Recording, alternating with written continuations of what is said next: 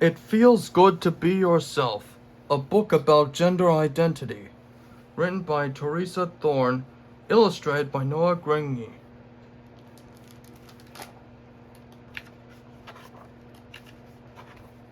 This is Ruthie. She's a transgender girl. That means when she was born, everyone thought she was a boy, until she grew a little older, old enough to tell everyone that she's actually a girl. Girl is Ruthie's gender identity. This is Ruthie's brother, Xavier. Xavier is a cisgender boy. That means when Xavier was born, everyone thought he was a boy, and as he grew older, it turned out everyone was right. He is a boy. Boy is Xavier's gender identity. There are so many different ways to be a boy or girl. Too many to fit in a book. But not everyone feels like either a boy or a girl. Non-binary is a helpful word that can describe a kid who doesn't feel exactly like a boy or a girl. This is Ruthie's friend, Alex. Alex is both a boy and a girl. When Alex was born, everyone thought Alex was a girl, but Alex is both boy and girl. This is Alex's gender identity. This is Alex's friend, JJ. JJ is neither a boy nor a girl. Ever since JJ was very little, they never felt exactly like a boy or a girl. They just felt like themselves. This is JJ's gender identity. Alex and JJ are both non-binary.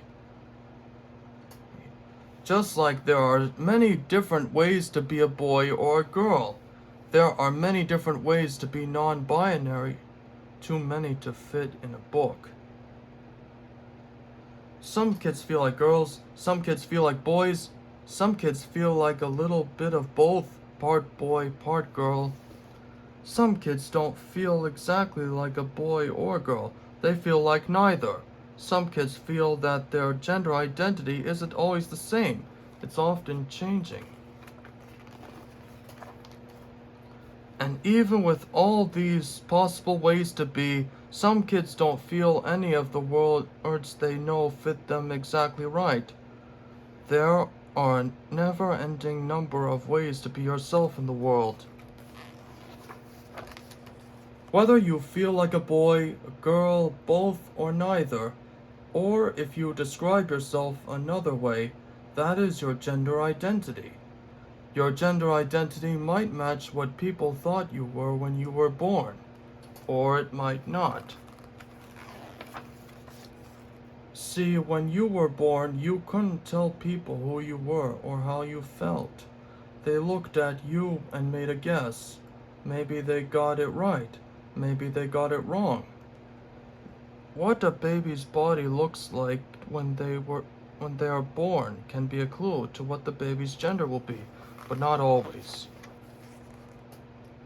When people guess wrong, it's okay to let them know. Ruthie was 5 when she told her parents, "I know you think I'm a boy, but really I feel like a girl."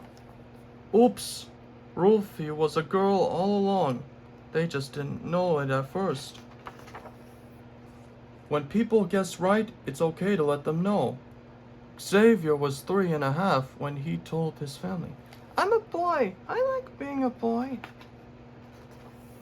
You might feel like a boy, you might feel like a girl, you might feel like both boy and girl, or like neither. You might feel like your gender changes from day to day or from year to year. You might feel that none of these words describes you perfectly. You might not be sure yet. Maybe you're still figuring it out. Your feelings about your gender are real. Listen to your heart. No matter what your gender identity is, you are okay exactly the way you are. And you are loved.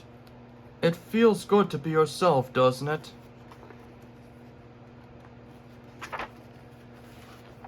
The end.